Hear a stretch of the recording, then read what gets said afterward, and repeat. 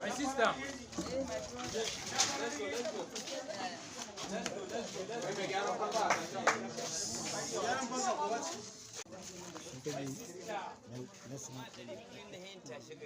Gaskiya ne ka. To yanzu dai duk wani dabar na gama maka.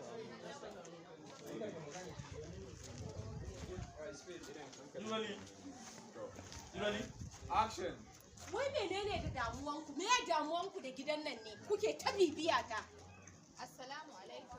Ai akwai matsala. Wallahi ba da na shiga cikin kwanciya ne. Ansa ne. Olsa ne ai baya na yana min ciwo. Yasa da aka kira ba.